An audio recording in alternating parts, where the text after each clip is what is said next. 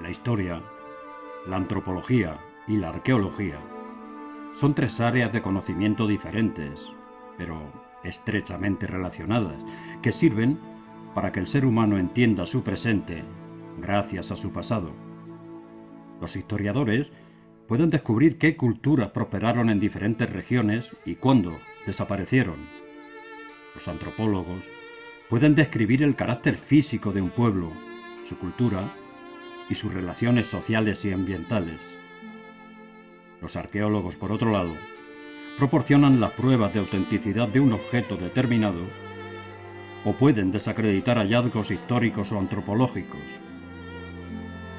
La arqueología ha enriquecido, sin duda, la historia de la humanidad como ninguna otra ciencia. Hay una gran parte del pasado no escrito del hombre que la arqueología ha logrado desentrañar. Bajo el nombre de horizonte campaniforme que hoy nos ocupa, se engloban una serie de culturas calcolíticas que tuvieron como rasgo común el uso de unos recipientes cerámicos en forma de campana invertida y que puede considerarse como la culminación de la secuencia neolítica. La cronología de la cultura campaniforme puede establecerse con cierta precisión, ya que son abundantes las dataciones radiocarbónicas que permiten marcar los límites del proceso entre los años 2200 a 1700 a.C., dentro del llamado periodo calcolítico. La cerámica fue un elemento clave de esta época por la relativa similitud en sus formas, que básicamente se reducen a tres: el vaso, de forma acampanada con amplio cuello, tronco cónico; la cazuela, de menor altura y fuerte carena; y el cuenco, de forma semiesférica. Todos ellos con la peculiaridad de estar profusamente decorados con la técnica de la incisión, formando motivos geométricos a base de rayas, espigas, zigzags, etc., dispuestos en bandas horizontales y paralelas desde el borde hasta el fondo del recipiente. La morfología de estos vasos ha dado nombre al horizonte temporal en que se fabricaron y que se extiende por una gran parte de los territorios europeos, el horizonte campaniforme. Se trata de unas cerámicas perfectamente elaboradas que casi siempre han aparecido acompañadas en los ajuares con otras piezas que también podrían considerarse de lujo, como en el hallazgo de Fuente Olmedo, donde a un solo individuo le acompañaba un impresionante ajuar fúnebre compuesto por 3 recipientes campaniformes, un puñal de lengüeta, 11 puntas de palmela de cobre y un brazal de arquero en piedra. Las cerámicas campaniformes no son vulgares objetos domésticos, sino preciados y lujosos productos, muy costosos de elaborar. Es muy probable que fuesen poseídos únicamente por ciertos personajes de elevado rango social y económico en estos grupos, en suma, elementos de prestigio de alto valor simbólico. No serían entonces los distintivos de un pueblo, sino de ciertos individuos de alto estatus que detentarían el poder en esas primitivas sociedades y los exhibirían para reforzar su prestigio y posición. El horizonte campaniforme se extiende prácticamente por toda Europa, desde el Atlántico hasta los Cárpatos, pero es en la península ibérica donde se considera que se inició este fenómeno. Los grupos peninsulares más importantes se ubicaban en Palmela, en el sur de Portugal; Cienpozuelos en la meseta; Carmona en el valle del Guadalquivir y Salamó en Cataluña. Hoy nos centraremos en el hallazgo de uno de los yacimientos más importantes y conocidos, el campaniforme de Cienpozuelos, donde se llegaron a localizar hasta un total de 7 enterramientos, cuya cronología se estima en torno a inicios del segundo milenio a.C. Las evidencias revelan complejos ritos funerarios que incluyen enterramientos secundarios y diferencias en la cantidad y la calidad de las ofrendas, lo que se interpreta como indicio de una sociedad que ha dejado de ser igualitaria.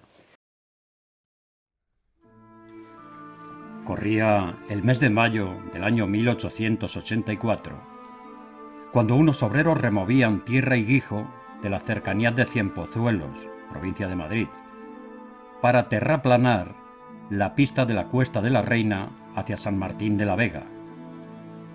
Comenzaban a aparecer los primeros coches de tracción mecánica y urgía remodelar los antiguos caminos de carros. Con sorpresa, extrajeron con las azadas algunos huesos humanos y varias vasijas. Quisieron dar cuenta a la justicia del fúnebre hallazgo, pero como uno de los presentes les advirtiese que los restos eran de la época musulmana y que la justicia cristiana no era competente para intervenir en el asunto, se tranquilizaron los obreros, deshicieron huesos y vasijas y siguieron con su trabajo. Pero afortunadamente el hallazgo llegó a oídos del marqués de Cerralbo, que se interesó sobremanera por el caso y comenzó con sus particulares trabajos de excavación en la zona. Se halló entonces una pequeña cueva que apenas medía 1,40 por 1 metro de alta, y en ella, revueltos con tierra, huesos humanos y alrededor suyo, formando un triángulo, un vaso con forma de embudo, cuello marcado y cuerpo globular, esférico, que remata en una boca prolongada en forma de cono invertido. Una cazuela con boca baja en embudo y cuerpo de galvo acusado mediante una línea de carena. La base es ancha y convexa al exterior, desde donde arranca un borde que se ensancha ligeramente a medida que sube, y un cuenco elaborado con apariencia de casquete esférico de poca altura. Todos se asientan sobre un pequeño humbo para mantenerse en pie, como si el destino del objeto exigiese una posición estable. Están realizados a mano en pasta negra, con la superficie espatulada y decoración geométrica incisa de surcos ornamentales finos y profundos, destacados por el embutido de una sustancia blanca que resalta sobre el negro de base, que se ha producido durante el proceso de cocción al tapar las piezas para retener el humo y quedar el fuego atrapado, consiguiendo una atmósfera reductora. El humo, ahogado en el horno, penetra por todos los poros del barro. Al enriquecerse la atmósfera del interior del horno con carbono e hidrógeno, junto con la ausencia de oxígeno, se produce una reacción química que da como resultado el ennegrecimiento tan característico de la cerámica campaniforme. En ninguna de las vasijas se halló rastro de cenizas, huesos quemados o muestra de que sirviesen de urna cineraria, destino que tampoco consentían sus formas y dimensiones.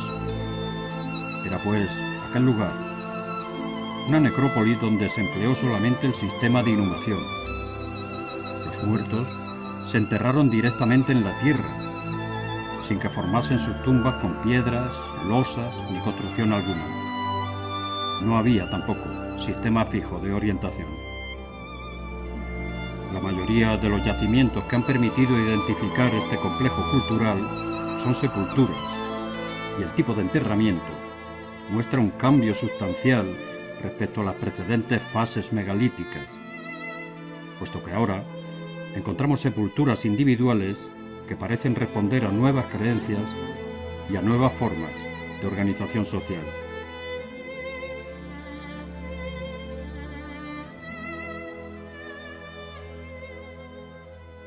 Las tumbas más típicas son hoyos circulares excavados en el suelo, en cuyo fondo se depositaba el cadáver siempre en posición fetal y acompañado de las piezas del ajuar.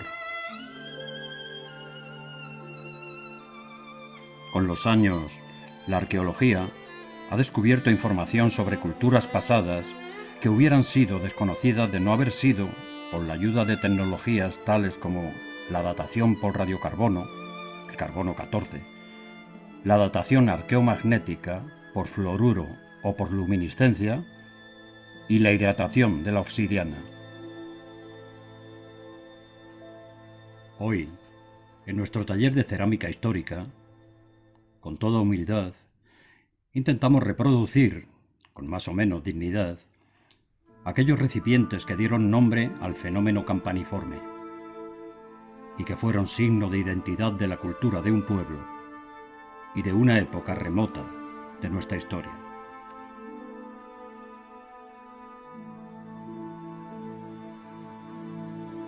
El estudio de los restos materiales de la vida y actividades pasadas puede no parecer importante o interesante para el ciudadano medio, a diferencia de las ciencias biológicas.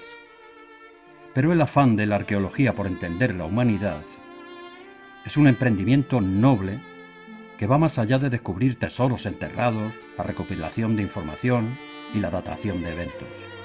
Es el entendimiento de cuál fue la causa de que culturas pasadas dejaran de existir y que sirven sobre todo para que el ser humano entienda su presente gracias a su pasado.